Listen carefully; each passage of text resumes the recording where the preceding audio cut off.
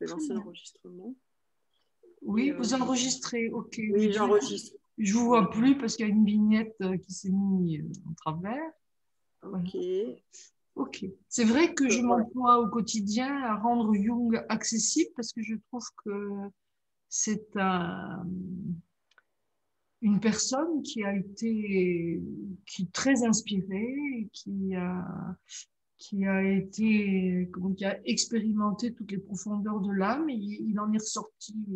C'est un des rares qui est revenu avec des matériaux sans avoir succombé à la folie. Hein. Parce que explorer l'inconscient, ça demande d'avoir un moi consistant. Donc voilà, oui, je m'emploie vraiment à rendre Jung accessible. Ça, vous savez, lui-même disait que ce qui est le plus difficile pour un être humain, c'est la simplicité. Et c'est tellement vaste le sujet de l'âme humaine que effectivement, la mettre en équation, si je pouvais, je ferais breveter, mais c'est pas possible de la mettre en équation. C'est une exploration qui est quasi permanente et qui est illimitée. Voilà. Donc moi, j'ai besoin de savoir qu'est-ce que je peux vous apporter ce soir comme éclairage. Hein, nous ne nous connaissons pas et pour autant, déjà, nos inconscients ont dû faire la conversation, déjà. Donc, voilà. Nora a dû vous dire que je privilégie ce qui est interactif, donc je réponds à vos questions. Le titre qu'elle a présenté n'est pas le mien. Le moi spirituel, pour moi, je lui préfère ce que Jung appelle le moi individué. Voilà, et bien justement, c'est ça que j'admire aussi beaucoup chez Jung, c'est que c'est comme si quand même il a réussi à cartographier ses espaces intérieurs. Oui. Et d'aussi loin qu'il a pu aller, il a quand même toujours, il y a la cohérence qui est au rendez-vous chaque fois dans ce qu'il a expliqué, dans comment il a expliqué. Donc justement, bah, voilà, le moi spirituel, c'était mon titre à moi. Oui. Vous m'avez partagé que pour vous, c'est plus le moi individué. Ben, on peut peut-être démarrer là-dessus. Oui. Ce que c'est le moi individué, justement. Ben, le moi individué, c'est juste avant Nora. Est-ce que vous connaissez Jung ou pas du tout, que je puisse ajuster mon vocabulaire et mes explications aux personnes qui sont là? Est-ce que vous connaissez Jung? C'est un parfait inconnu ou c'est quelqu'un avec lequel vous flirtez? Un peu. Non, D'accord. moi je connais pas. Vous connaissez pas. Ok. Bon.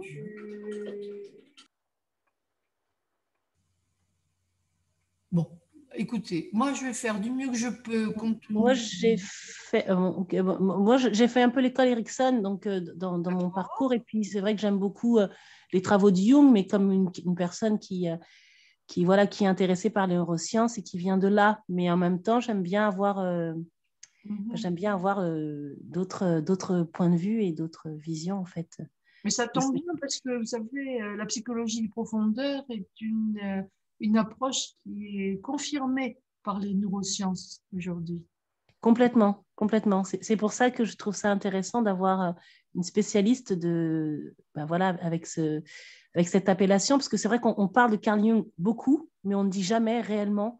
On parle de lui, on parle de ce qu'il a développé, découvert, mais on ne dit jamais vraiment. On parle beaucoup des courants. On parle beaucoup des courants. On ne parle jamais vraiment de la personne et de son individuation, justement, pour le coup. Mais justement, parce que ce qui fait la grande différence, surtout dans l'Hexagone, c'est que la psychologie des profondeurs a redonné à l'être humain sa dimension spirituelle, là, dont il avait été amputé par une psychanalyse pure et dure qui ne prend en compte que le psychologique et l'histoire de la personne. Hein.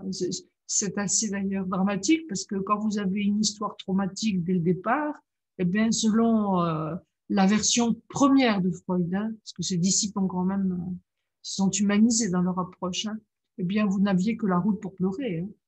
Donc, vous étiez déterminé par votre histoire, et s'il y avait eu des dégâts à l'origine, eh bien, il fallait apprendre à faire avec. Alors que Jung, dans son approche, lui, c'est pas un thérapeute, c'est pas quelqu'un qui a cherché il n'a pas proposé une cure narcissique à ses patients.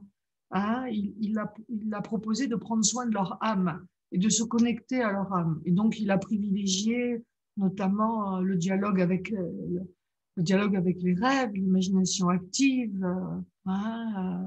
Et il a beaucoup étudié des sagesses millénaires. Il est allé aussi, il a fait de l'ethnologie. Il a étudié ce que l'on appelle les peuples premiers, avec leur rapport à la nature, qui pour eux n'ont pas perdu, ces peuples-là n'ont pas perdu la connexion avec l'âme. Hein. Voilà, donc c'est une très grande différence, et c'est vrai que dans les universités qui forment des psychologues aujourd'hui ou des psychiatres, Jung n'est pas enseigné. Vous avez la proportion ça de Freud et ça de Jung, parce que il est probable que sa pensée n'a pas été bien comprise. L'âme, nous sommes dans une civilisation qui donne priorité à la rationalité. Hein. Vous savez que depuis la Renaissance, c'est la pensée d'Aristote qui a été retenue, et non pas celle de Platon. Et la pensée d'Aristote, je fais court, hein, c'est de dire seul existe ce qui peut se démontrer. Alors, si vous demandez à un Jungien de vous démontrer l'existence de l'âme, c'est sûr qu'il est dans les choux, hein, ça c'est clair. Hein, voilà. Et donc, comme l'âme ne pouvait pas se démontrer, qu'est-ce qui s'est passé? Eh bien, elle a été mise de côté. Alors, cette déconnexion d'avec cette intériorité, cette déconnexion d'avec cette dimension qui est notre matrice originelle, ben, elle a entraîné ce que nous voyons aujourd'hui nous péter à la figure, ce que l'on appelle les maladies noétiques, c'est-à-dire des maladies de l'esprit dont on ne trouve absolument pas de remède en dehors de la camisole chimique, ce qui est quand même dramatique. Voilà. Et pourtant, nous sommes au XXIe siècle et nous avons atteint un niveau d'intelligence qui force admiration. Très, très clairement, on peut construire des fusées pour aller sur Mars, on peut fabriquer des cœurs artificiels, on fait des choses admirables qui ne sont pas adossées à cette dimension qui fait la spécificité de la psychologie des profondeurs, qui fait que moi j'ai étudié beaucoup d'approches, mais c'est celle-là qui m'a le plus nourrie, si je puis dire, parce que d'abord je suis une grande rêveuse et que c'est un matériau dont je ne savais que faire, que j'ai rencontré très peu de thérapeutes en capacité de travailler les rêves, au sens jungien du terme, parce qu'au sens freudien c'est facile, une baguette de pain c'est un pénis, et une miche de pain, c'est un sein. Bon, une fois qu'on a dit ça, qu'est-ce que vous faites avec ce type de diagnostic? Pas grand-chose. Hein. Et c'est là que Jung a apporté une dimension qui moi, comment dire, m'a enthousiasmée.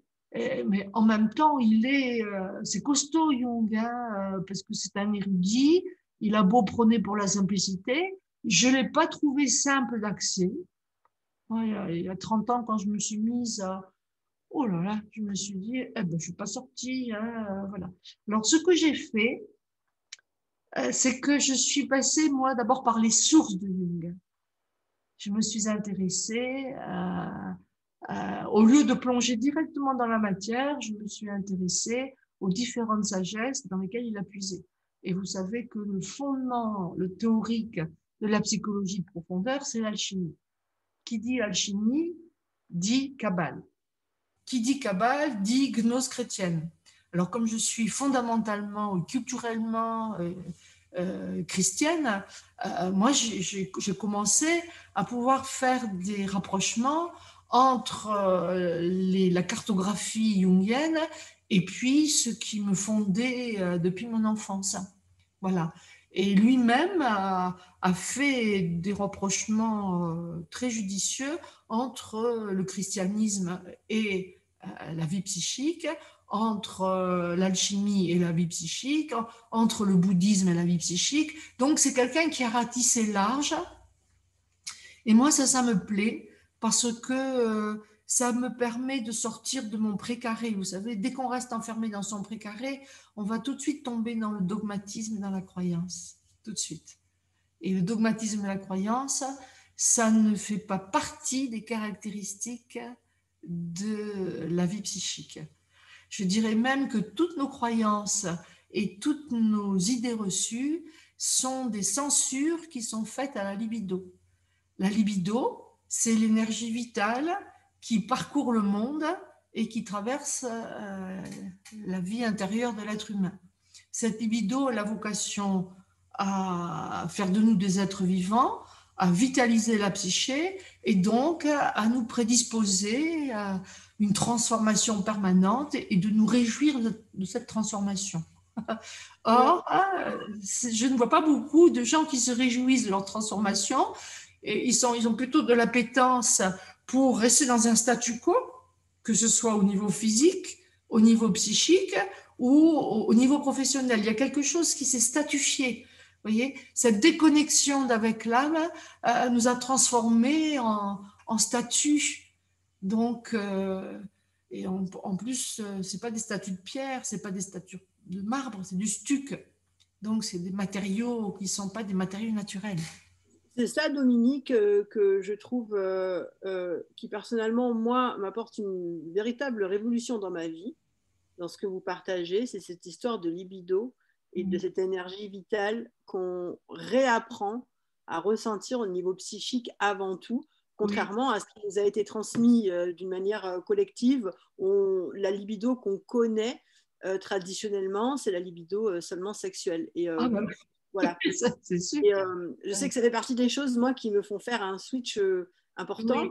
Quand j'avais compris que les sources de la libido sont plus dans le psychisme que dans le chakra racine. Et effectivement, ça relance comme tout un circuit énergétique, parce qu'on parle aussi de psychologie énergétique. Quand on parle de Jung, on parle de la psychologie énergétique. Et je trouve que, moi, dans mon ressenti, ça relance. C'est comme si l'énergie repassait à des endroits où elle ne passait pas avant dans mes espaces intérieurs. Et au niveau de ce processus d'individuation là, que vous développez tout le long là, de tout ce que vous proposez. Pour moi, le processus d'individuation, c'est mon chouchou de tout ce que Jung a pu apporter. Pourquoi? Parce que le processus d'individuation, c'est une voie d'éveil. Alors, une voie d'éveil, ça ne va pas faire de moi un yogi en lévitation.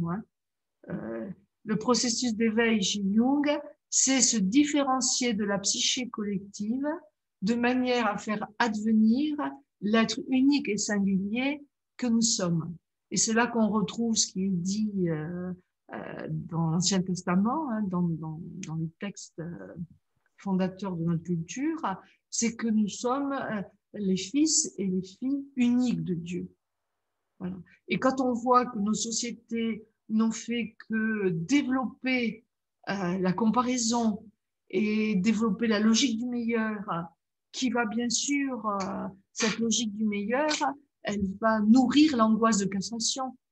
On ne peut jamais être à la hauteur, alors que être unique et singulier, c'est prendre la responsabilité que nous sommes seuls dans cette enveloppe corporelle à vivre ce que nous y vivons.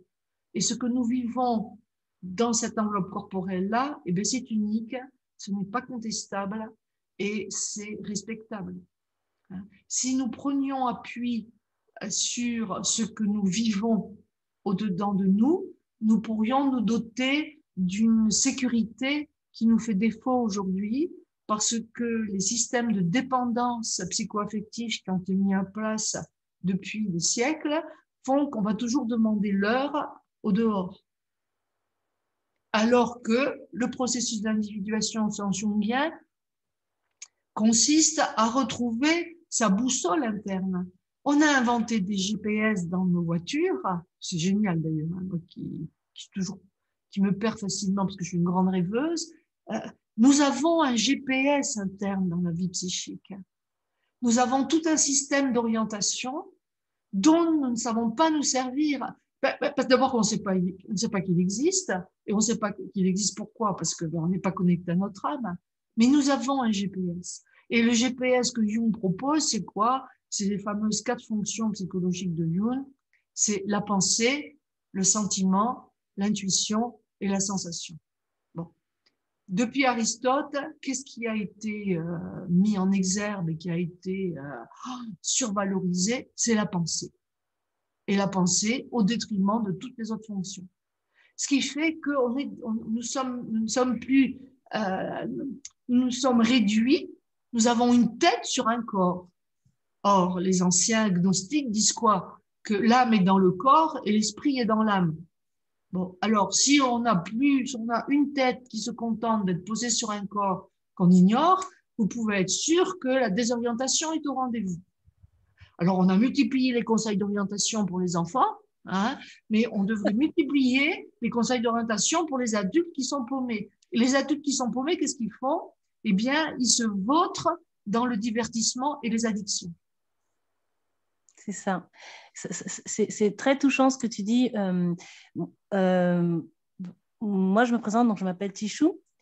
C'est vrai que en tant que coach et en tant qu'accompagnante, il y a quelque chose qui m'a toujours plu dans l'approche ericksonienne, qui est donc l'approche de Jung. Enfin, on sait, c'est la même famille. Mais ce qui est intéressant, c'est que j'aime beaucoup les intelligences multiples de Gardner. Et quand je t'entends parler, parce que j'accompagne des jeunes dits décrocheurs. J'ai entendu, oui. Voilà, des jeunes dits décrocheurs ou des personnes en état de handicap, enfin, toutes les personnes qui ne sont pas dans la norme, mais qui ont une intelligence et un déploiement incroyable, qui n'est pas du tout reconnu par notre société. Bon, ça, on le sait, donc c'est pour ça qu'on est enfermé. Hein. Moi, en tant qu'hypersensible, j'en ai fait les frais. Des voyages très souvent en psychiatrie. Mais ça, c'était génial dans le sens où quand tu arrives en tant que patient et qu'aujourd'hui, moi, j'arrive en tant qu'accompagnante en me proposant une alternative alchimiste, justement, de ces espaces où on nous dit, bon, à cet endroit, dans cet espace, tu peux être toi. Alors qu'on est dans une société qui nous demande d'être dans l'unicité, reconnaître notre unicité, ce dont tu parlais tout à l'heure, mais on n'a pas les moyens. Aujourd'hui, quand tu parles de... Alors, moi, le moyen que j'utilise, qui me touche, c'est le mois de la spiritualité, mais c'est surtout le mois de la foi. Ça s'appelle le mois de... Ce mois spirituel, c'est le mois de la foi. Et ce que j'entends quand tu parles des adultes, justement, qui sont laissés pour compte, en manque d'orientation, j'ai l'impression qu'un des points de ralliement, c'est retrouver foi, confiance, estime.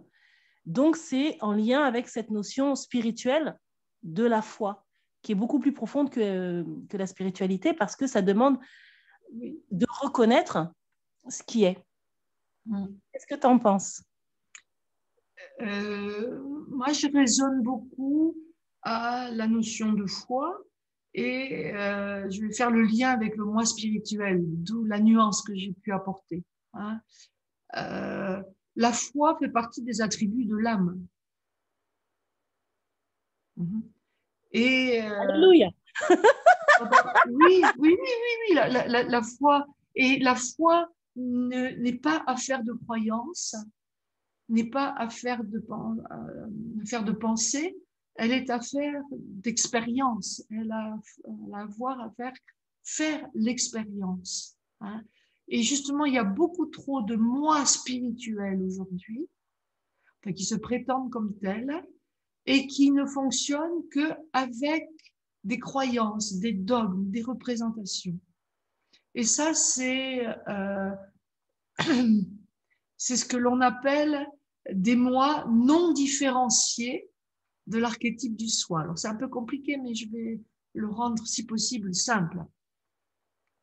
S'il y a autant de personnes dans les hôpitaux psychiatriques, c'est que le moi, n'est pas suffisamment bien construit, parce qu'il y a eu des pètes à la raquette, des trous dans la raquette, comme disent les jeunes, hein, parce qu'il y a eu des traumatismes historiques qui font que le moi n'est pas suffisamment contenant.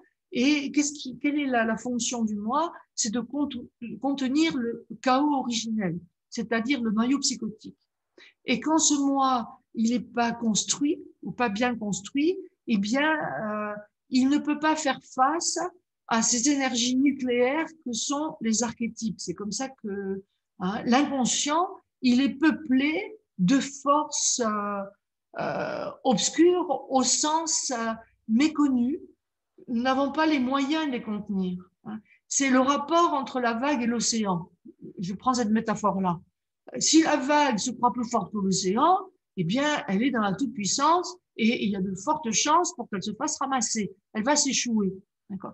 Alors que si la vague, elle reste connectée à l'océan, elle sait qu'elle émane de l'océan et elle sait qu'elle va y retourner, il y a un système de revitalisation et il y a une circulation d'énergie de la libido.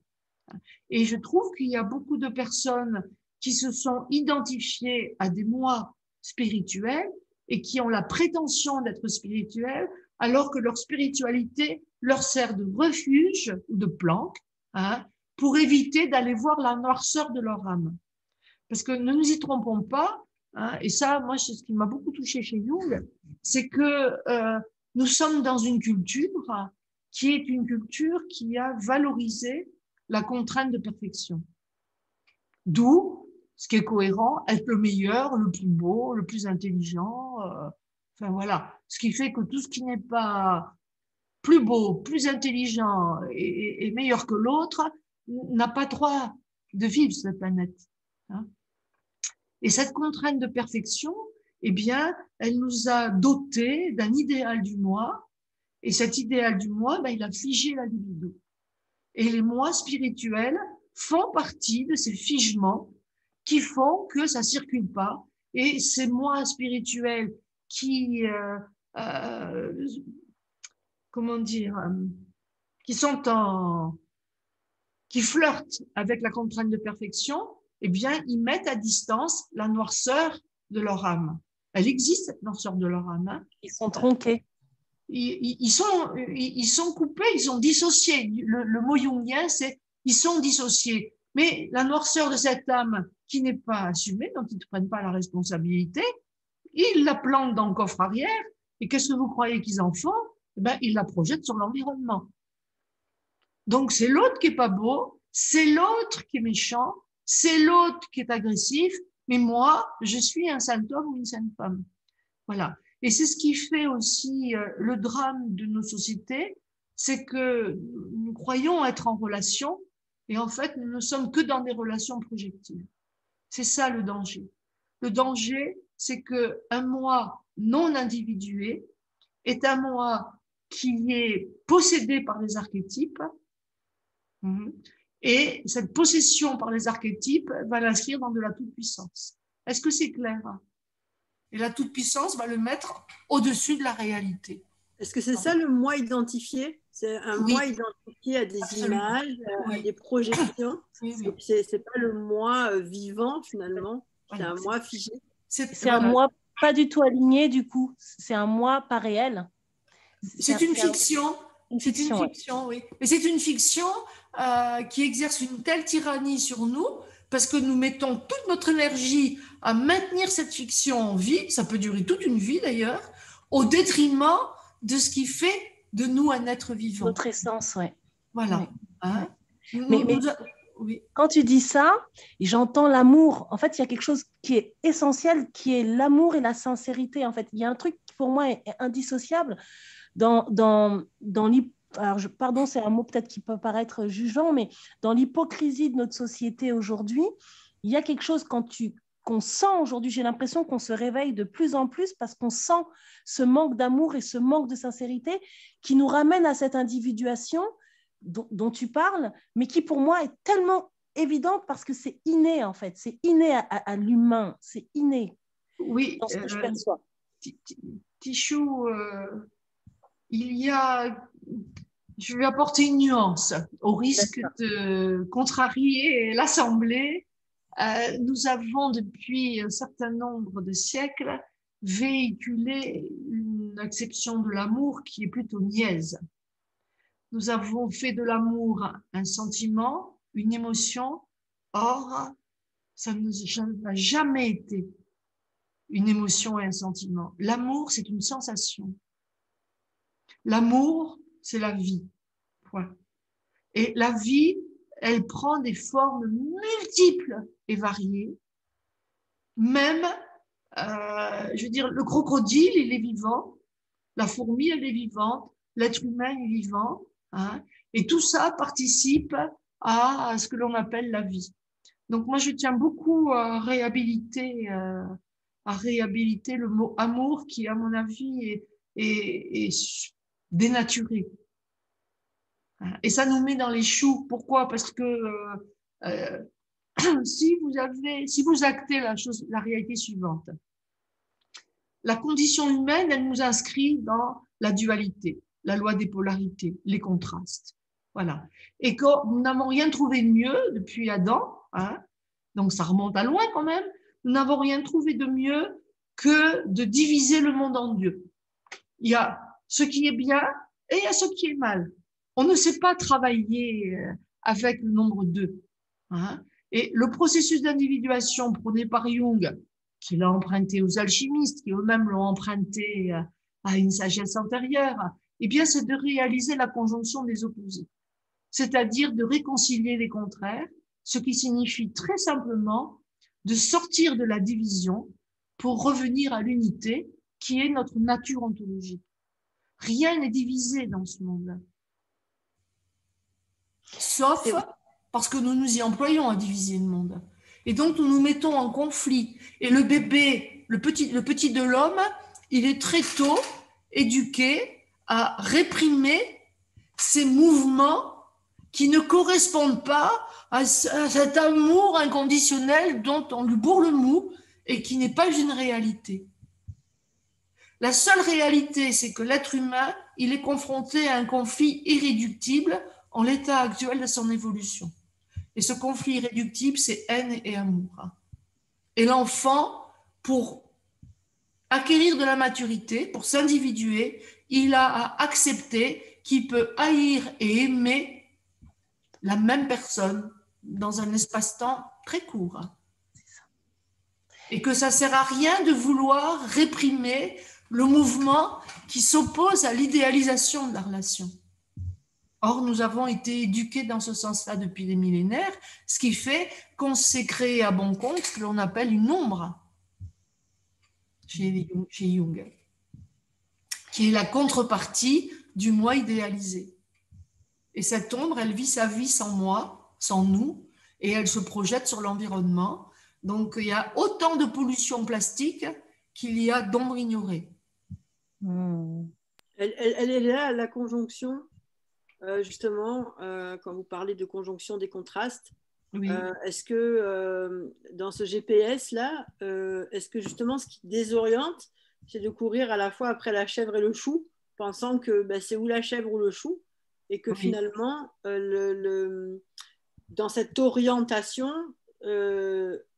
c'est réouvrir à toutes les perspectives, c'est-à-dire rationnel, irrationnel, visible, invisible, haine et amour. Oui. Donc, le nord de ce GPS-là, en fait, comment on pourrait le décrire, en fait, pour retrouver cette orientation, pour retrouver vers où s'orienter finalement dans ces espaces intérieurs-là? Alors, ça, c'est une question qui est fondamentale pour moi, que vous allez retrouver dans la Genèse. Ce sont des textes sur lesquels je travaille beaucoup depuis des années. La question que l'Éternel pose à Adam, une fois qu'il a eu mangé, une fois qu'il a eu désobéi, hein, il ne lui demande pas qui il est, qui est la préoccupation de l'homme moderne. Il veut savoir qui il est, alors que qui je suis commence maintenant. Qui je suis n'est pas une réponse historique. Hein. La question qui lui est posée, c'est où es-tu? Vous voyez, la notion d'orientation, elle est...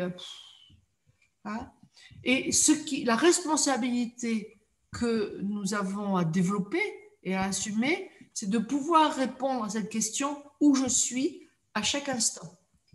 Et ce qui nous permet de donner une réponse à la question où je suis, c'est mon corps. Parce qu'avec ma tête, je peux partir dans le passé, je peux aller très très très loin dans le futur, mais je suis dans quelque chose qui n'existe pas. Le corps m'inscrit dans le présent. C'est pour ça qu'il y a beaucoup de gens qui viennent dans mon cabinet avec une problématique de place, par exemple. Pourquoi est-ce que la majorité des personnes ont une problématique de place? Tout simplement parce qu'elles veulent répondre à la question qui je suis au lieu de s'intéresser à où elles sont. Tous les marins savent que pour avoir une destination et un horizon, il faut savoir d'où vous partez. Alors, si vous partez du moi identifié, c'est sûr que vous allez vous condamner à la répétition historique, puisqu'il est figé. Mais si vous partez du moi individué, là, vous avez un horizon. Une conscience.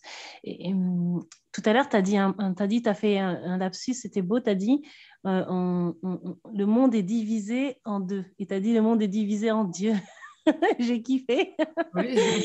Parce qu'en fait, du coup, dès qu'on remet Dieu à sa place, c'est-à-dire au cœur des hommes, il y a quelque chose qui est évident et qui est puissant. Tu vois, moi, j'aime bien, alors je parle du langage des oiseaux, donc j'aime bien le verbe be. To be, c'est être en anglais. Et dans cette dimension de l'être, dans cette dimension de l'âme, être, c'est être au bon endroit, dans le bon état et dans le bon espace-temps. Et du coup, ça dématérialise complètement cette notion qu'on a de l'instant présent, qui se situe justement entre des espaces qu'on ne peut pas maîtriser, mais qui font qu'on est. Et ce qui est assez intéressant, en tout cas, je parle parce que dans le monde de la danse que je côtoie, l'instant de grâce, c'est le moment où on sait qu'on est, mais on sait rien d'autre. Mm-hmm. Et c'est l'instant de grâce. Et ce que tu dis là, j'ai l'impression de l'avoir vécu, vibrer sur le terrain, parce que tout danseur, et j'imagine qu'on est tous artistes, donc tout danseur, tout artiste cherche cet instant de grâce. Quand tu parles de GPS, moi j'entends guidance par sagesse. C'est comme ça qu'on dit dans mon village. On n'a pas de GPS, mais on a la guidance par sagesse. C'est-à-dire que même quand tu sais que tu sais pas, et je cite Mbappé, tu sais que tu sais pas, mais quand tu sais que tu sais pas, c'est là que tu sais. Et c'est ça qui est intéressant avec ce que tu nous partages. J'ai l'impression, effectivement, quand j'entends Jung, Erickson, toutes ces personnes qui ont œuvré, qui œuvrent à nous rappeler qui on est, ce qui me touche, c'est qu'on revient au point de départ qui est qu'on... J'ai pas de mots, c'est pas matérialisable. Et je sais pas je sais pas la place que prend le mot individué. Enfin, c'est marrant ce mot, ce qui vient faire dans ma tête là, ce qui vient me faire dans mon cœur même, individué. Il y a un truc que j'arrive pas encore à l'identifier. L'individuation, c'est se différencier de la psyché collective. C'est accepter d'être un être singulier, et quelqu'un qui accepte sa singularité, il accepte son état de solitude. Donc on est d'accord que c'est l'unicité. Donc reconnaître l'unicité de l'être, c'est reconnaître l'unicité de Dieu ou pas? C'est une question. Hein. Je sais pas, je pose la question parce que c'est des petites nuances, c'est des petits, tu sais, un peu de sel, un peu de poivre, tu sais plus trop où est le goût. L'individuation a pour finalité une totalité psychique. Okay. C'est-à-dire, il y a une différence entre l'unité et la totalité. Et l'unicité. Oui. Pour le moment, moi, je fais la différence entre totalité et unité. Ce n'est pas la même chose. Hein?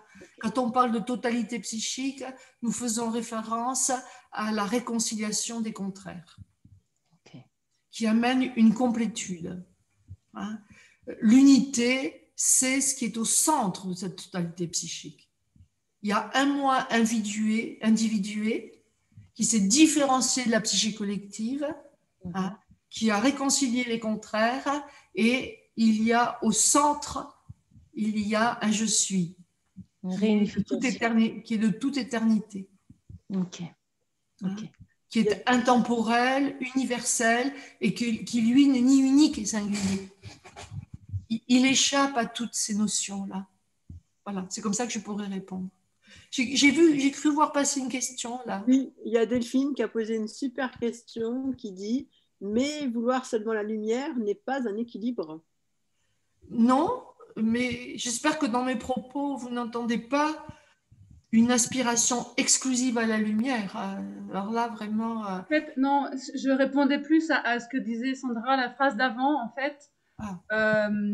Et finalement, pour moi, la totalité, ce serait donc réconcilier les contraires, mais ce serait pas forcément la lumière. Je sais pas pourquoi, mais j'ai du mal. Moi, on est en train de travailler avec un autre groupe là sur la vulnérabilité.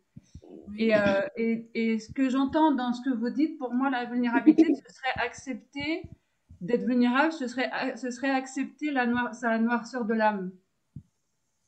Est-ce que ce serait ça pour vous, la vulnérabilité? Alors, justement, la vulnérabilité, c'est accepter que je suis un être imparfait et c'est la raison pour laquelle je suis vivante. Parce que je suis imparfaite. La vulnérabilité, c'est là où se trouve notre puissance. Et nous devenons puissants dans la mesure, Delphine, où nous arrêtons de lutter avec ce qui n'intègre pas le paysage narcissique idéalisé. Merci de me supporter.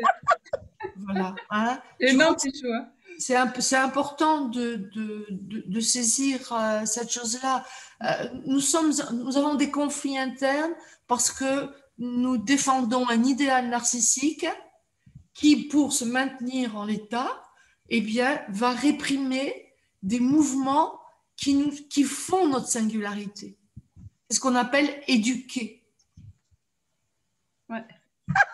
Et moi, je préfère de beaucoup éveiller que éduquer.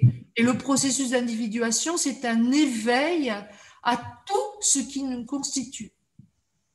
Il n'y a pas à faire un tri sélectif. Il y a une autre façon de vous le dire, ça c'est ma façon de parler. Nous avons besoin d'humaniser ce qui est resté archaïque dans notre vie psychique. Et Dieu sait s'il y a des archaïsmes qui sont nombreux. Parce que si on regarde l'évolution de l'espèce, hein, il y a du caméléon, du crocodile, de la fourmi, du papillon, et tout ça, et on le voit à travers les rêves.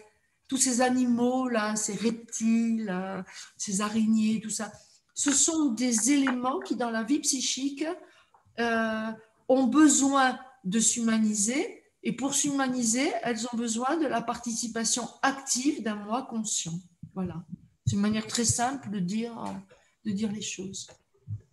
Moi, ça me fait contacter tout le bridage aussi qu'on reçoit de la part des parents, peut-être particulièrement de la mère, dans la petite enfance, où il y a justement les élans, les mouvements naturels, où l'enfant ne se juge pas, il est dans sa spontanéité avec ce je t'aime, je te déteste, je te jette un truc au visage et tout ça, et tous les élans naturels qui sont réprimés parce que codifiés, parce que identifiés à ce qui est correct, tout ce qui n'est pas correct, et des attentes aussi des parents, tout ça.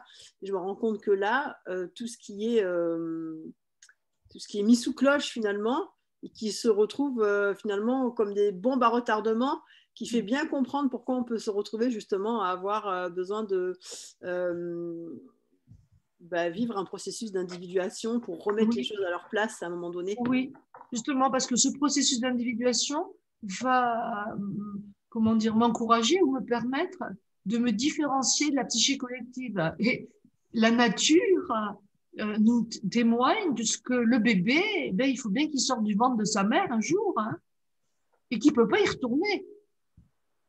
Même s'il invente une corde à nœuds et qu'il se fait croire que en rentrant dans une organisation, un grand collectif, vous voyez, on a vraiment mis dans nos sociétés le sentiment d'appartenance comme étant le summum, hein, de ce qui avait besoin d'être préservé. Mais ce qui a développé ce besoin d'appartenance mal compris, hein, c'est opposé la différenciation et a mis tous ces ismes en place, qui sont de véritables nurseries pour des personnes qui ne sont pas autonomes. Oui, ça met en prison les forces créatrices. Finalement, là, je ressens bien ça dans tout ce qui est partagé là, c'est que ces moments d'enfance vont emprisonner nos forces créatives et créatrices, et qu'à un moment donné, de faire ce chemin, comme on dirait, de retour en revisitant les espaces ou dans le processus ben, il y a besoin d'aller, ça libère ses forces créatives et que ça fait se retrouver beaucoup plus justement au pilotage quoi, de sa propre vie. Quoi. Oui, et ça suppose piloter sa vie, se différencier. C'est, comment dire, une qualité d'un être adulte qui a développé une maturité psychoaffective. Appartenir, c'est un besoin d'un petit enfant. Et donc, un petit enfant, ce qui le caractérise, c'est son immaturité psychoaffective, mais autant c'est légitime c'est naturel pour le bébé et l'enfant, autant c'est pathologique pour l'adulte. Alors qu'on parle de besoins fondamentaux dans la pyramide de Maslow, le besoin d'appartenance, oui, il est décrit comme un besoin fondamental, mais finalement, là, pour le bébé, mais pas pour l'adulte. Alors que l'adulte, au contraire, et ça, on le retrouve dans les écrits bibliques, justement, le truc de Jésus, là, quand il dit « tu quitteras ton père et ta mère ». Ça parle de ça, en fait. Le truc de Jésus, il est content. Bon, alors... Je ne sais pas la phrase, mais tu sais, on entend même « tu quitteras ton père et ta mère ». C'est une phrase très importante. Tu quitteras ton père et ta mère pour épouser ton Isha. Ça, c'est la traduction hébraïque, ou Ish, c'est-à-dire ta bien-aimée intérieure ou ton bien-aimé intérieur. C'est-à-dire que nous avons à réaliser un couple intérieur qui est réconcilier le masculin et le féminin. Hein? Nous avons un cerveau droit et un cerveau gauche. Toute la base de la vie psychique repose sur ces deux grands archétypes que sont le masculin et le féminin. On sait que dans tous les mythes créateurs à travers le monde font référence à une scission dans l'unité d'origine. Le 1, c'est polarisé en deux, il ne s'est pas divisé. On en a un symbole qui est toujours d'actualité dans le taoïsme, qui est le yin et le yang. Ils ne sont pas divisés. Ils sont distingués l'un de l'autre. Ils sont complémentaires.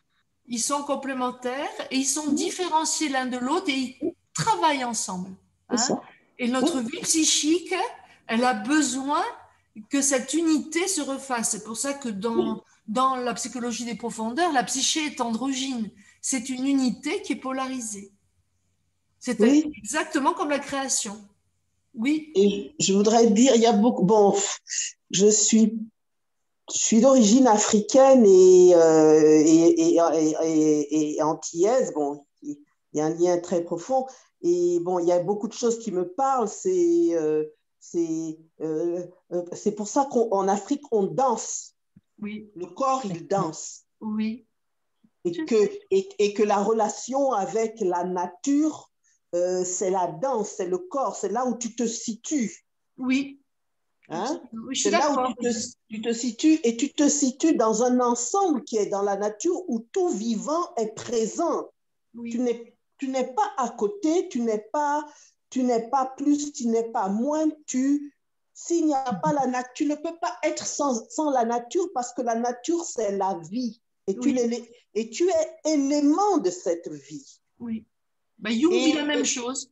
Oui. Quand il est suisse. Oui. Et en travaillant, par exemple, sur l'histoire de la femme en Afrique subsaharienne, c'est par ce lien-là que j'ai appris finalement. Il ne s'agit pas de dire qu'un être est égaux à un autre être. L'être, il est l'être. Mais ce qui le fait, c'est qu'il y a une complémentarité nécessaire pour faire le un. Oui. Alors, il est aussi bien en toi qu'avec ton compagnon. C'est pour ça que dans les sociétés antécoloniales, il était réellement question de complémentarité où tous les deux forment le un pour manifester le tout et que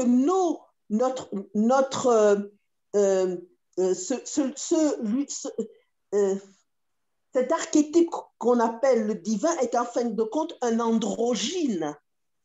Parce Oui. que, par exemple, dans le vaudou, on l'appelle Maou-Lissa. Maou-Lissa, c'est Maou, c'est le féminin et Lissa, c'est le masculin. Et il ne peut pas y avoir autre chose que cela. Oui, oui.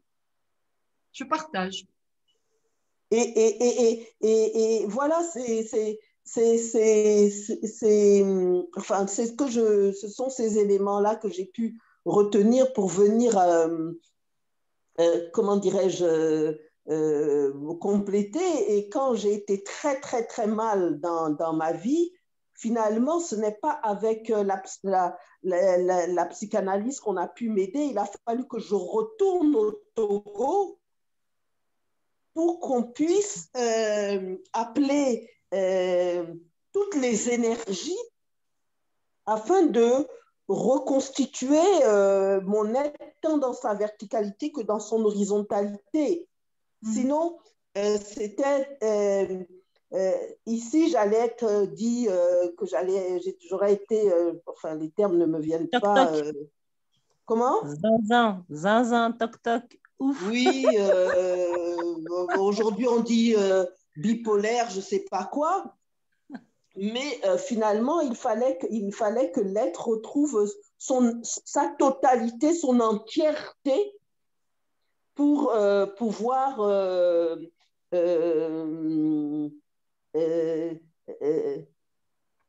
réaliser, comment ils disent, pour que tu réalises ce pourquoi tu es venu.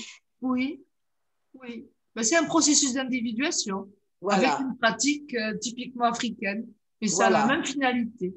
Voilà. Bon, bien que je regarde tout cela aujourd'hui avec tout ce qui se passe en Afrique, avec beaucoup aussi de détachement et puis de discernement, parce qu'il y a du tout et n'importe quoi. Mais en gros, en tous les cas, en ce qui concerne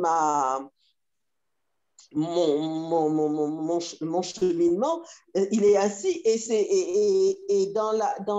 actuellement, dans le référent par rapport à l'Égypte antique qui touche beaucoup, beaucoup aujourd'hui l'Afrique subsaharienne, on le retrouve dans le couple d'Isis-Osiris. Cette présence est fondamentale. Ça ne peut être autre chose que la manifestation dans la matière de ces deux, enfin, je ne sais pas comment on peut l'appeler, mais ce qui me vient là, de ces deux énergies, quoi. Oui, oui, Voilà. oui. Oui, oui. Merci, Isis. Oui, oui. J'ai une question, Dominique. Là, quand on parle des deux pôles qui constituent cet aspect androgyne à l'intérieur, par exemple, dans les écrits de Annick de Souzenel, elle parle aussi du féminin de l'être. Et là, on passe à la verticalité dans le sens où moi, en tant que féminin, et le divin en tant que pôle masculin, et moi, féminin, enfin fécondé par ce pôle masculin. Et là où ça m'a mené, du coup, j'ai perdu le fil. C'est trop bizarre. Attends, il faut que je retrouve.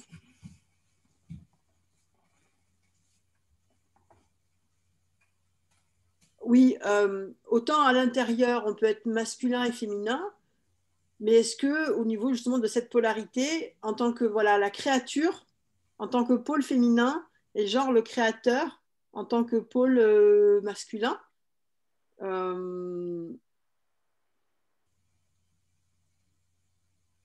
parce que finalement, si on a notre masculin et féminin intérieur, d'accord, est-ce que ça se transpose aussi quand on parle de féminin sacré, masculin sacré, avec les deux pôles qui se retrouvent comme ça en horizontalité, où il y a comme même en tant que pôle féminin, masculin, il y a quelque chose de biphasé dans l'horizontalité. C'est quoi la question, Nora? C'est une quête d'orientation. Oui. Parce que il y a le masculin, féminin intérieur, ok, en tant qu'être androgyne. Mais quand on parle de divin, du coup, il y a l'humain et il y a le divin.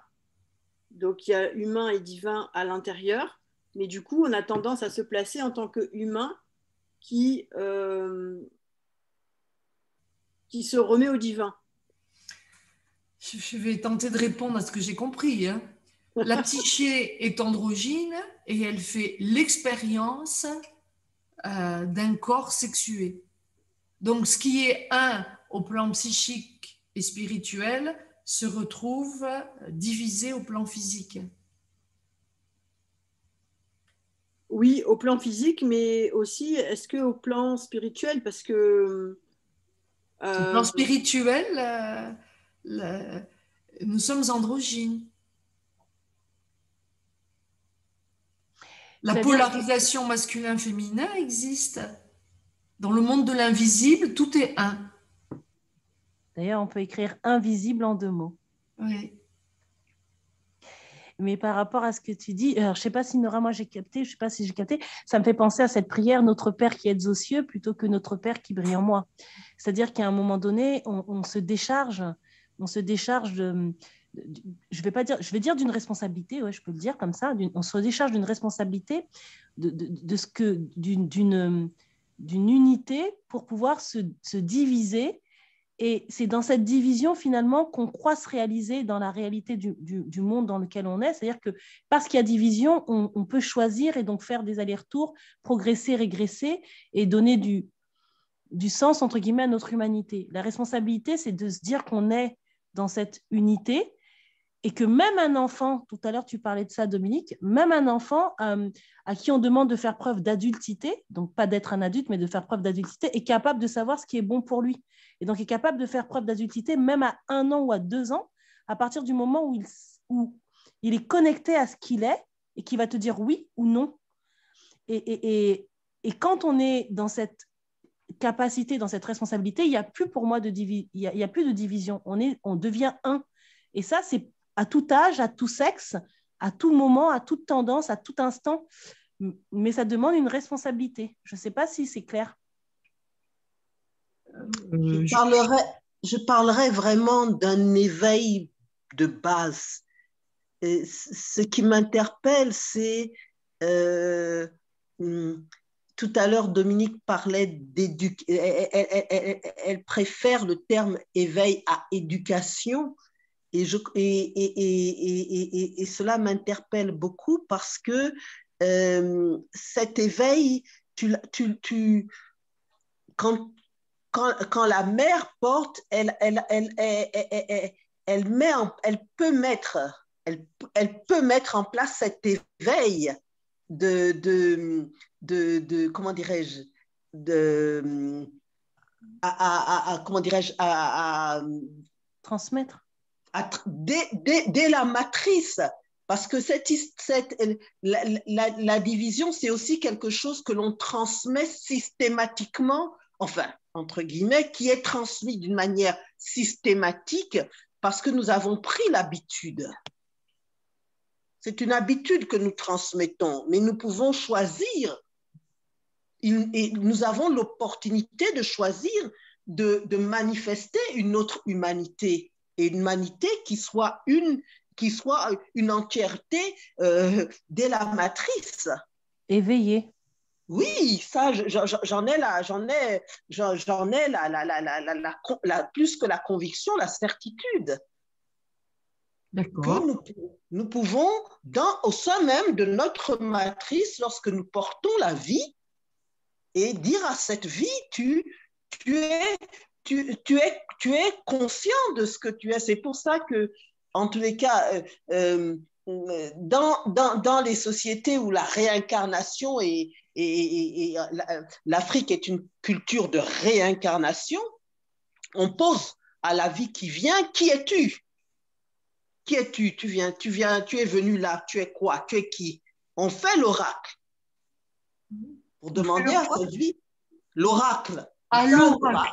Oui, pour demander qui es-tu. et donc, il y a cette... Je crois qu'il faut reswitcher quelque chose dans la tête, là. C'est un choix. Si nous souhaitons une humanité une, alors nous pouvons prendre cette voie. J'ai ma troisième fille qui attend une vie. Alors, elle me dit, elle tombe enceinte. Mais je dis, tu tombes très bas si tu tombes enceinte. Hein? Alors, trouve-moi un autre terme. Et du coup, est-ce que c'est pas une utopie, l'humanité une, quand on parle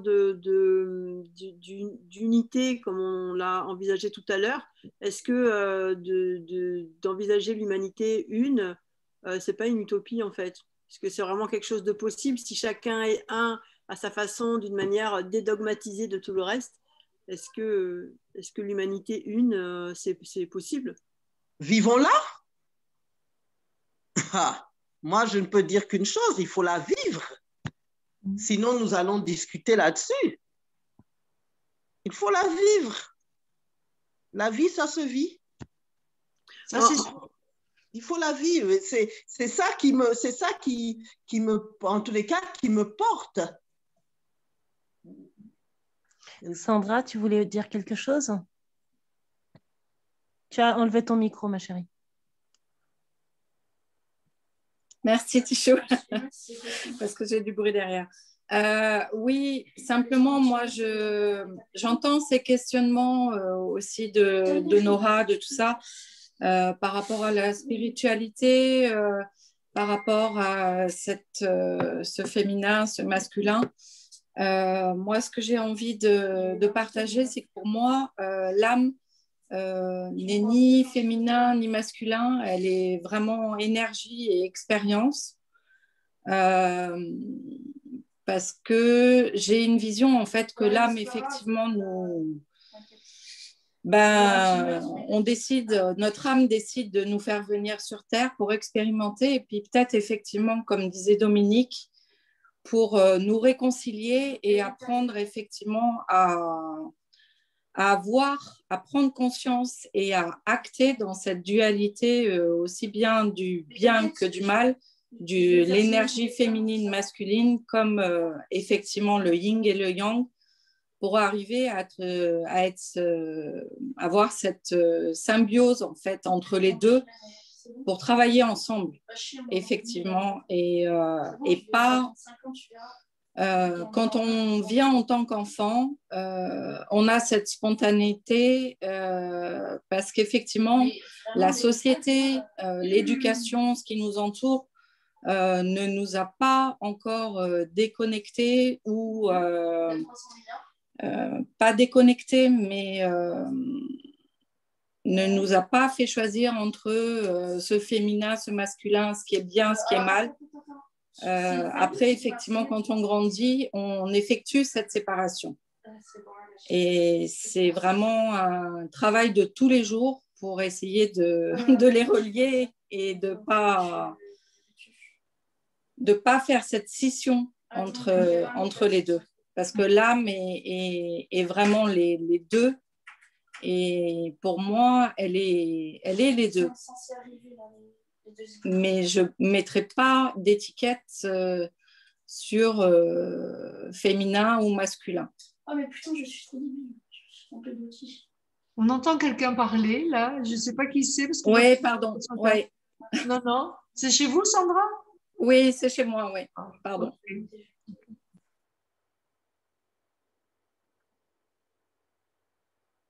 Quand il y a une petite main jaune, comme ça, je ne suis pas accoutumée, ça veut dire que quelqu'un veut parler, c'est ça? Oui, c'est Coralie qui a levé la main. Oui, c'est pour ça, oui. Alors, Coralie, tu as levé la main?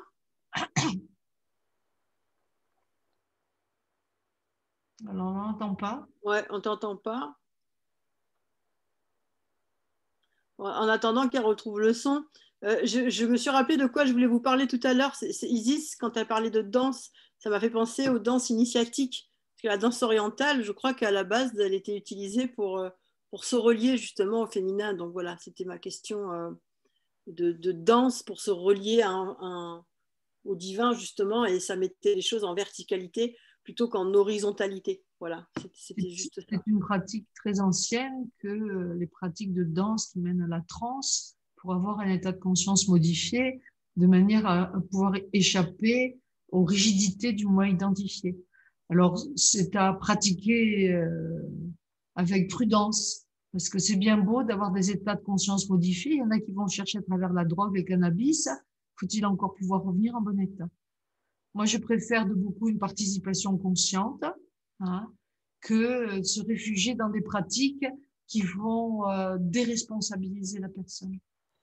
Et oui, d'où l'importance d'aller explorer ces endroits, de les cartographier, de les nommer et de savoir les reconnaître, comme l'Italie de l'Espagne, quoi. C'est toute une géographie. Pouvoir aller y vivre. Voilà.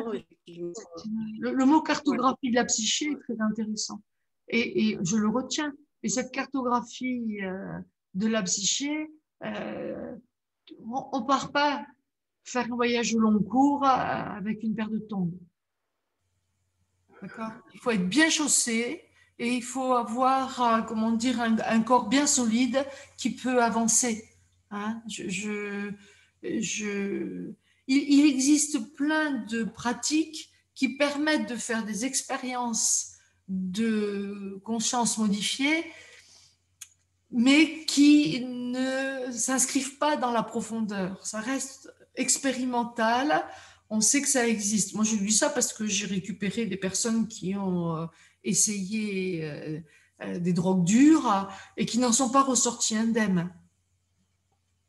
Surtout si c'est pratiqué à partir d'un moi dissocié, justement. Je veux dire, absolument, ça ne peut qu'aggraver, ça peut aggraver les pathologies. Si on part en tant que moi dissocié et qu'on part en voyage, on revient encore plus dissocié. Voilà. Delphine. Je finissais ta phrase, en fait, je trouvais le mot éclaté. Moi, j'ai encore une question. Qu'est-ce que ce serait du coup la noirceur de l'âme exactement? Est-ce que c'est ce monde inconnu qu'il faut cartographier ou qu'il faut? Cette noirceur de l'âme, vous avez un mystique chrétien qui s'appelle Saint Jean de la Croix qui a écrit un ouvrage sublime qui s'appelle La Nuit obscure, où il décrit justement cette expérience où il a pénétré dans l'ombre, et c'est lui qui utilise cette expression, la noirceur de l'âme. Qu'est-ce que c'est que la noirceur de l'âme? Si on sort de la morale, on peut comprendre ce que veut dire la noirceur de l'âme. C'est ce qui n'est pas humanisé en nous. Et justement, ce qui n'est pas humanisé cherche à établir un partenariat avec un moi conscient pour s'humaniser. Parce que tout ce qui est inconscient veut devenir conscient. Mais ça suppose qu'il y ait quelqu'un. Pardon. Et c'est pas forcément notre côté animal. Ce qui n'est pas humanisé n'est pas forcément animal. Ça peut être animal, ça peut être aussi instinctif. Nos barbaries.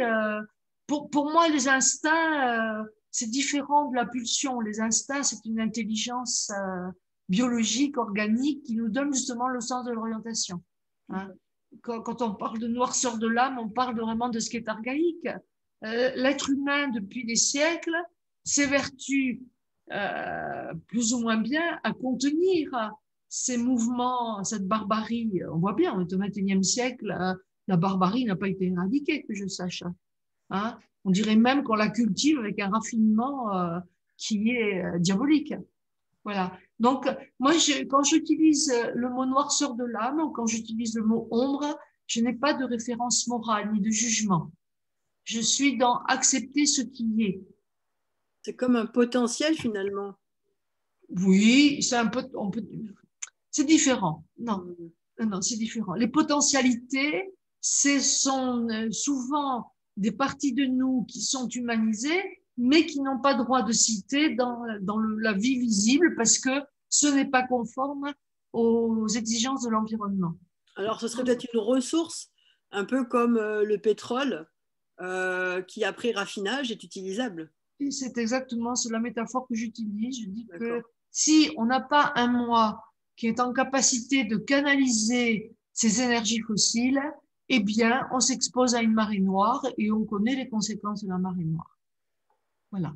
Et c'est pour ça que c'est si important de se doter d'un moi individué pour pouvoir canaliser ces forces vives. C'est de la vie, hein. Ce qui est archaïque, c'est de la vie. C'est vivant. Et ce que nous savons, c'est que dans ce monde archaïque, eh bien, il y a un principe de transformation qui est à l'œuvre, comme dans l'univers. Moi, je suis toujours, depuis très jeune, je suis fascinée par la capacité de la pierre à fabriquer ce qu'on appelle des pierres précieuses, des diamants, de l'or. C'est bien le témoignage qu'il y a un principe de transformation qui est à l'œuvre et que le vil charbon, comme dirait un alchimiste, peut se transformer en un matériau qui est inoxydable, comme l'or. Et vous voyez bien qu'il n'y a pas une volonté humaine qui...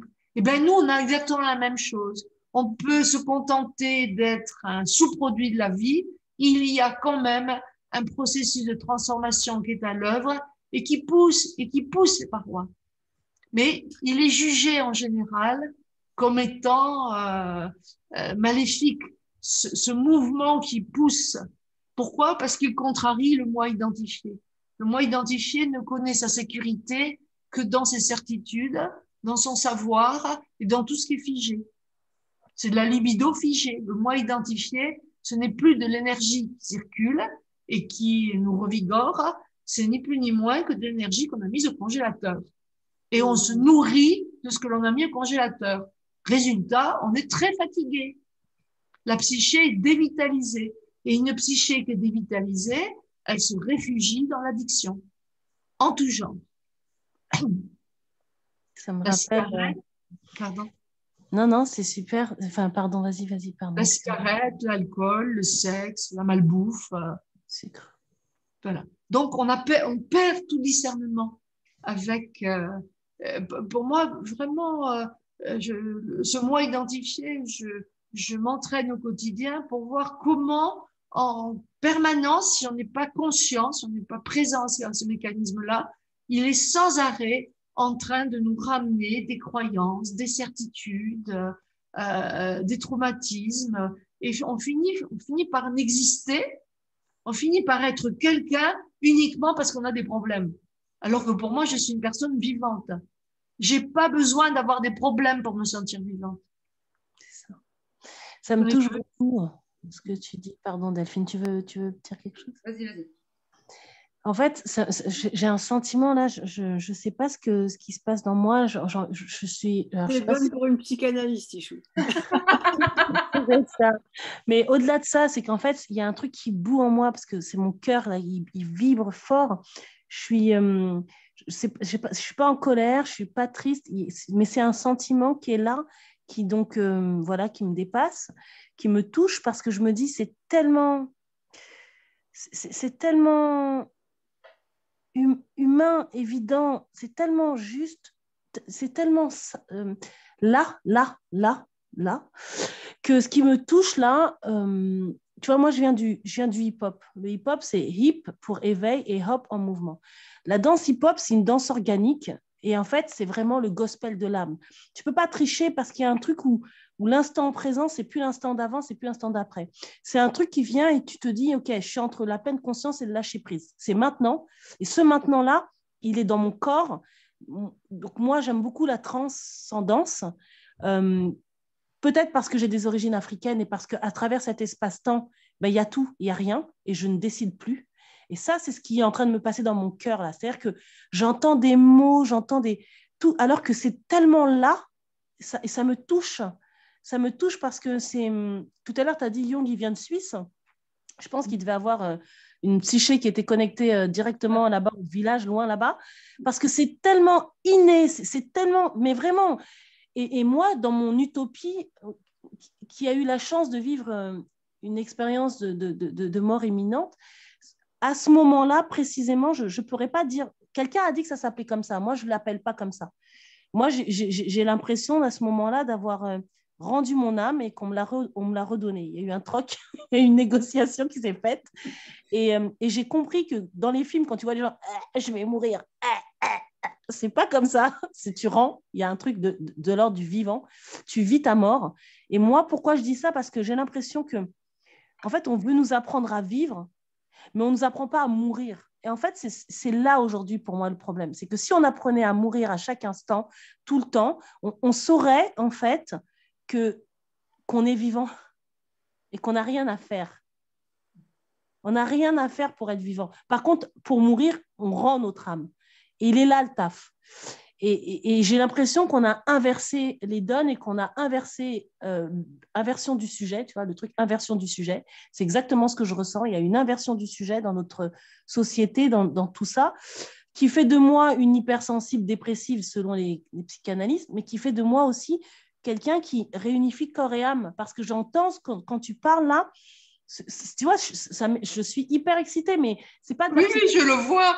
Je le vois, oui. Mais c'est de l'énergie vitale. Pour moi, c'est de l'énergie vitale. Juste. Mais c'est de la vibration, c'est-à-dire, putain, là, on va pas citer Einstein, mais c'est là, quoi. C'est juste là, quoi. Je sais pas, mais... Et je suis contente d'échanger avec vous parce que déjà, je vais me calmer, ça fait du bien. Je me dis, on est une bien grande bande de folles qui n'avons pas un discours dit normal, parce que justement, il n'y a plus de normes et il n'y a plus de mal. Il y a juste ça qui est en train de vibrer maintenant. Et c'est ce que j'entends. J'entends très fort qu'on a tous envie de ça, quoi. Et qu'aujourd'hui, on est prêt pour ça. Voilà ce que je ressens très fort, en fait. Voilà. Je ressens ça très fort. Et, Est-ce que ça vous fait du bien? Ouais, ça fait du bien de voir qu'on ouvre la porte, on ouvre les yeux, on ouvre le cœur et qu'on est prêt à recevoir ça, en fait, à recevoir. Ok. Ouais, merci. Il y avait une question qui était en suspens. Pardon. Merci. Je voudrais rajouter quelque chose sur ce que dit Tichou, là, par rapport à, en fin de compte, cette mort qui est, en fin de compte, la puissance de la vie. Et il m'est arrivé quelque chose, c'est...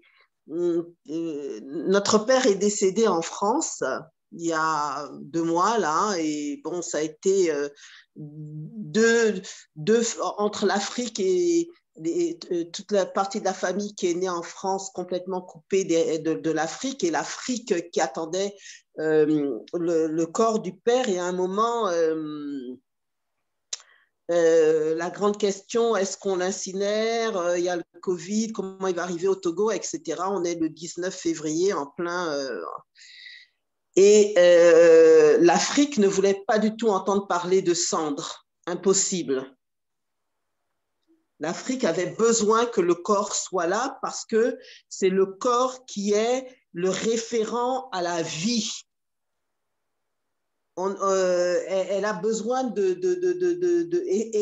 et ça a été très intéressant pour moi j'avais vu mes grands-parents paternels décédés au Togo, mais là la question était tellement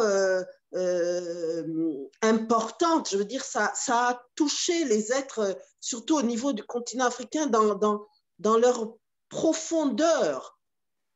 Ils avaient besoin de cette présence-là pour pouvoir faire en sorte que la vie en soit continue pour tout un chacun. Ça ne pouvait pas se faire autrement. Si c'était de la cendre, c'est impossible. C'était vraiment... on a eu pendant 15 jours, là, ça a été... c'est parti très, très loin. Et quand finalement le corps est arrivé, et c'est devant cela que tout un chacun exprime la vie, parle, dit ce qu'il y a à dire, pleure, chante ou danse ou crie, mais en fin de compte, l'expression fondamentale de l'être vivant se manifeste devant ce corps-là, quoi. D'accord. Qu'est-ce qui se passe, Delphine? Je ne sais pas du tout. Je ne sais pas mettre les mots là-dessus. J'ai Oui. un frisson et... Mais je vois qu'il se passe quelque chose, oui. Et le fait qu'elle parle que l'Afrique avait besoin du corps, je sais pas, ça m'a... je suis danseuse aussi, le corps aussi est très important pour moi. J'ai une connexion à l'Afrique, mais juste énorme. Je sais même pas d'où ça vient. Il faudra demander à Isis, elle va faire un oracle. Cette histoire de cendre aussi, là, ça n'a pas été une question pour mes parents. Du coup, peut-être que ma famille me reproche de vouloir me faire incinérer, justement. Je sais pas, il y a un truc là, je sais pas quoi. Voilà, juste à souffler. C'est une question intime de savoir si on veut échapper à la décomposition de la chair ou si on veut faire disparaître la forme d'une manière propre.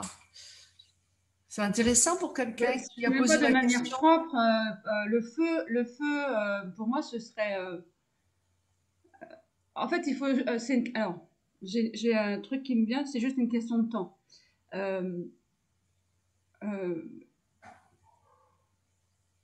C'est super important de ne pas être incinéré tout de suite. Je dis des trucs qui me viennent là, je sais même pas d'où ça vient. Hein. C'est un truc de dingue. Mais j'ai besoin de ce feu purificateur, comme si l'âme passait par ce truc-là, quoi. Ce sera votre option.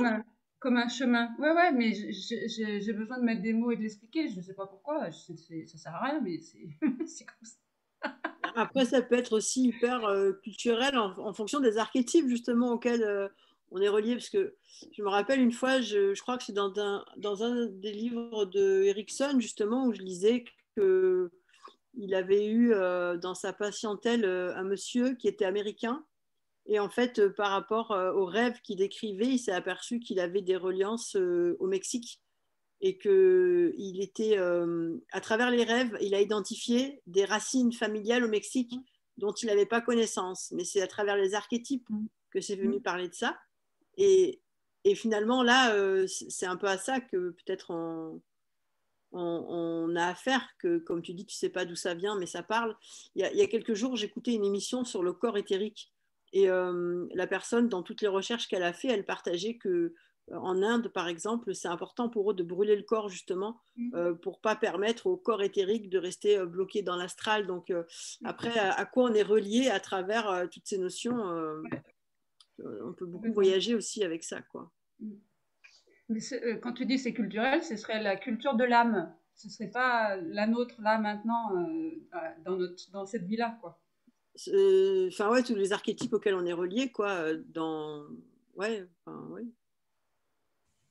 Je voudrais juste par rapport à cet échange sur la vie, la mort, dissiper un grand malentendu dans nos cultures, c'est que nous avons pris la fâcheuse habitude d'opposer la vie, la mort à la vie, alors que la mort s'oppose à la naissance. Point.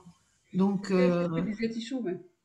de suite, ça remet les choses en place pour moi. Apprendre à mourir à chaque instant, en fait, c'est ça qui est super important. Mais notre naissance nous inscrit dans la mort, c'est pas négociable. C'est ça. Moi, ce qui me venait tout à l'heure, c'est, tu as dit quelque chose d'important, Dominique, c'est l'important, c'est de conscientiser. Et pour moi, j'entends, l'important, c'est de comprendre. Conscientiser, comprendre, est-ce que... Non, c'est pas la même chose. Il y a une différence entre prendre conscience, qui est une activité mentale, et être conscient, qui est une expérience sensorielle. Ce n'est pas la même chose. D'accord. Donc, quand tu dis l'important, c'est de conscientiser, c'est de devenir conscient. D'être conscient. D'être conscient. Ouais. C'est-à-dire, être conscient, c'est répondre à la question où je suis. Je sens ce qui se passe. Je ne suis pas en train de penser à ce qui se passe. Ouais. Je suis en train de le vivre. Isis l'a très bien exprimé. C'est qu'est-ce que je suis en train de vivre là? Et je le vis. Mais l'être névrosé, il pense la vie. C'est pour ça qu'il est névrosé. C'est marrant parce que ça me fait penser à ces acteurs qui sont sur scène. Ah, je vais boire de l'eau. Et tout d'un coup, je bois de l'eau.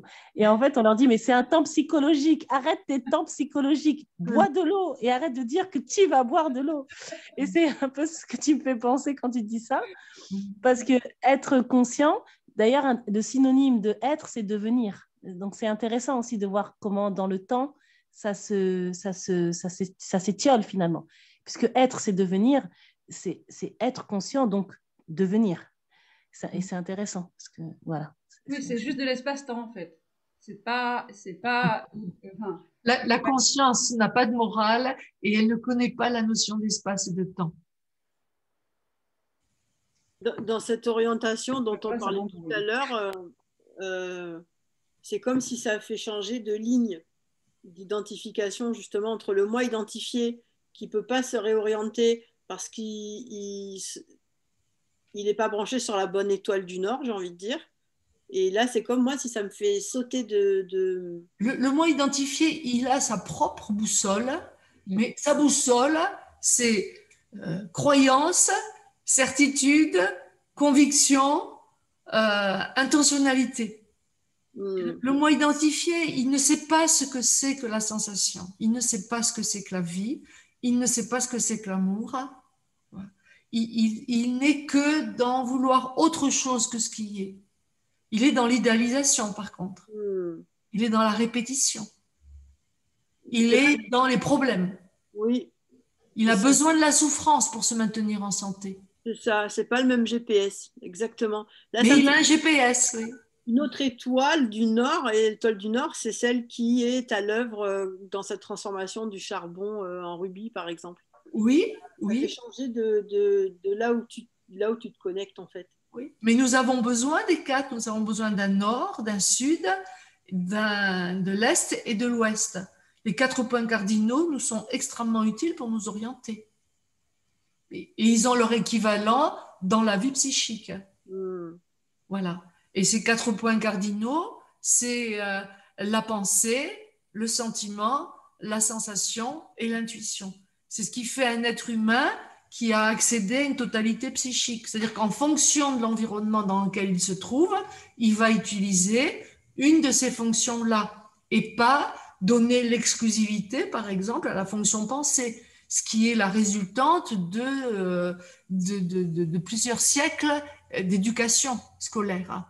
La pensée, la pensée, la pensée, la pensée. Et la pensée, qui a été super développée, elle s'est accommodée de tous les jugements.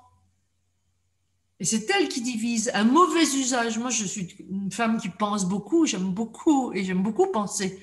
Mais la pensée qui juge, c'est la pensée qui divise. D'ailleurs, cette pensée doit nous amener au discernement, doit nous amener à l'intelligence. L'intelligence, elle est naturelle, l'intelligence. C'est un attribut de l'âme. L'âme est intelligente. Elle n'est pas pensante. D'ailleurs, c'est intéressant parce que là, je me réfère donc à des écrits qui sont que j'ai lus dans le Coran, qui est et sont doués d'intelligence ceux qui entendront et verront mes signes.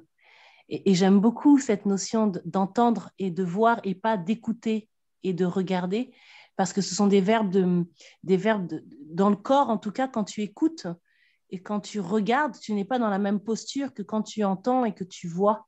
Et ce que ça demande au corps en termes de pensée, moi qui aime bien parler le langage des oiseaux, penser avec un A, on n'est plus du tout dans le même verbe, c'est-à-dire que c'est plus une pensée de la tête, ça devient pensée avec le corps, on pense le corps, on le guérit, on pense et on guérit ce corps-là pour qu'il puisse entendre et voir. Et pour moi, c'est intéressant de juste garder peut-être, alors je ne sais pas si c'est garder des habitudes ou voir le monde tel qu'il est et arriver toujours à voir ce qui se passe à côté, en fait, sur d'autres plans. C'est ce que tu disais, Nora, quand tu disais changer de ligne. J'ai l'impression d'être toujours entre différentes lignes et d'arriver à un après ou un e près ou en parlant le langage des oiseaux, à voir en fait les possibles sur un autre espace-temps, sur une autre ligne, je ne sais pas comment l'appeler. Et du coup, ça ouvre tellement les champs. Et j'avais une question, tu as parlé d'intuition, et ce matin, je me suis retrouvée avec intuition et instinct. Qu'est-ce que tu fais comme nuance entre les deux, justement? Tout à l'heure, tu as parlé d'instinct, et puis là, dans les 4 boussoles, enfin dans les 4 points cardinaux, on a l'intuition qui revient. Euh, voilà, je me demandais où tu situes les deux, Dominique. Instinct et intuition. La réponse est simple. L'instinct est une loi biologique et organique. L'intuition est une loi spirituelle. Ok. Super. Toutes les deux ont leur raison d'être et elles sont toutes les deux utiles. Utiles, ok.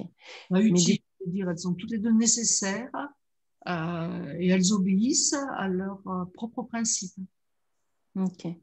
C'est comme les 4 directions là dont on parle, sentiment, intuition, sensation et pensée. Je veux dire, il y a le moment où tu es dans la pensée, tu vas voir le monde à partir de la pensée, et puis après, par exemple, tu vas danser et tu vas être dans ton entièreté dans la danse. Ça va apporter une autre perception des choses. Finalement, les 4 directions, c'est comme 4 manières de percevoir le monde. C'est 4 clés, oui, c'est 4 clés de contact avec le monde. Il s'agit d'utiliser les 4 de manière ajustée à l'environnement. Ouais, d'être au centre de ce croisement justement des 4 directions pour être dans ce... Voilà, dans ces 4 directions, quand elles sont utilisées à bon escient, eh bien, on est dans ce que Jung appelle le soi, la totalité psychique. Et c'est ce qui est séparé à l'école, parce qu'à l'école, on nous dit, bah là, tu as EPS, tu vas en sport, tu vas dans ton corps, bah là, tu sais quoi, tu es en français, en maths. Et en fait, on est vraiment, comme tu l'as dit tout à l'heure, dans une éducation qui nous sépare de nous-mêmes et qui nous sépare de notre soi, en fait. Alors que quand on arrive à réunifier tout ça, bah, en fait, on est dans la plus belle version de nous, de l'instant, qui est, il n'y a plus de séparation, en fait. Il n'y a plus de séparation. Et ça, c'est...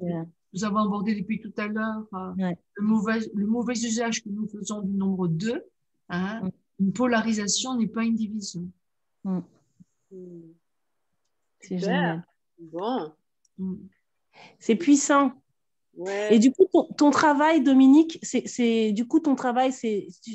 que tu fais en dehors de nous partager tout ça? J'ai bien compris que tu avais plein de clés, mais du coup, ton travail, entre guillemets, ton métier, c'est d'accompagner, de faire de la enfin non, pas de la psychanalyse, c'est nul, ce que j'avais dit. Analyste jungienne. Voilà, d'accord. Donc, tu accompagnes les gens à comprendre ça? Oui. À intégrer ça? Je travaille les rêves, oui. Les rêves, d'accord. Génial. Je vous invite à vous inscrire aux ateliers de Dominique, où elle a une façon d'aborder tout ça à travers, par exemple, la dernière fois, c'était le mythe de Jonas. De Job. Pardon? Le mythe de Job. Oui, de Job, pardon. Job. La fois d'avant, on avait parlé de Psyché, justement, de mythe de Psyché. Enfin, Job, c'est pas un mythe, c'est dans les écrits. C'est un mythe biblique. C'est un mythe quand même. C'est un mythe biblique. C'est un mythe biblique. Voilà. Oui.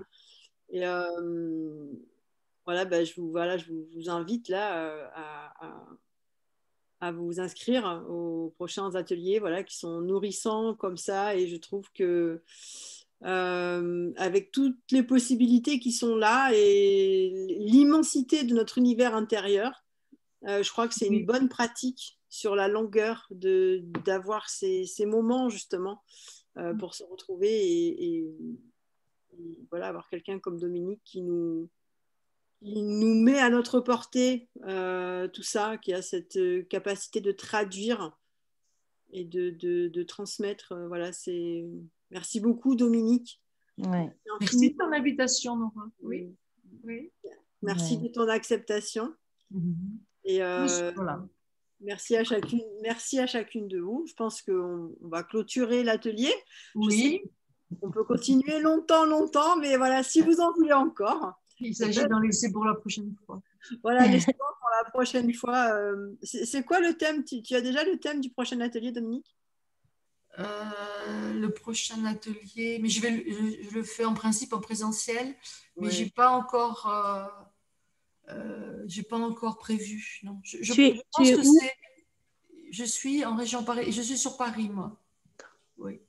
Et donc, je fais des ateliers en présentiel et je fais aussi des ateliers en ligne depuis le confinement et ça marche plutôt bien. J'en fais pas beaucoup parce que c'est du travail et que je suis déjà bien occupée. Donc, oui. Et puis, je travaille beaucoup sur, je vais mettre d'ici l'été une formation en ligne sur comprendre Jung. Super. C'est génial. Là, ça, comment dire, elle ne sera pas en présentiel, elle sera en ligne. Voilà. Donc, tout ce que j'aborde là avec vous est architecturé. Donc, ça me prend beaucoup de temps. Je comprends. Et Génial. Voilà. C'est vraiment génial, merci. Ben, Et portez-vous bien. on est passé du vouvoiement au tutoiement entre nous, c'est qu'on est vraiment bien installés dans la maison. Bon. Moi, Pour y revenir, j'espère. ça fait ça avec Dominique aussi. Quand on est deux, c'est vous, et puis après, ça passe au-dessus. Et bon, ben voilà, c'est le. J'ai le vouvoiement plus naturel que le tutoiement. Et comme je ne suis pas dans la morale ni dans le jugement, je suis ce mouvement et je laisse faire. Voilà. On passe du moi au soi. Donc, quand on est dans le moi, c'est tu. Et quand on repasse dans le soi, c'est vous, madame. Ah, je pense que chacune d'entre nous a une majesté qui demande à être respectée. Oui. Oui. Voilà, c'est ça. Voilà, il y a quelque chose comme ça. Donc, cultivez-la bien, cette majesté, et je vous souhaite le meilleur. Merci. Merci à vous. Au revoir. Merci, Dominique. Merci Dominique pour ce partage de votre moi. Voilà. Nora, je t'enverrai le lien du prochain atelier. D'accord. Et on partagera sur le groupe. Cette majesté, cette souveraineté de l'être, je trouve que c'est ce qui est vraiment transmis aussi à travers la façon de transmettre. Donc voilà. Merci infiniment Dominique, et merci à chacune de vous. Et Dominique, j'enverrai le lien de l'enregistrement. Je ne sais pas si. Oui, je suis preneuse, oui, bien sûr. Voilà. Okay. Au revoir. Allez, très bonne soirée. Ciao. Merci. Merci. Rendez-vous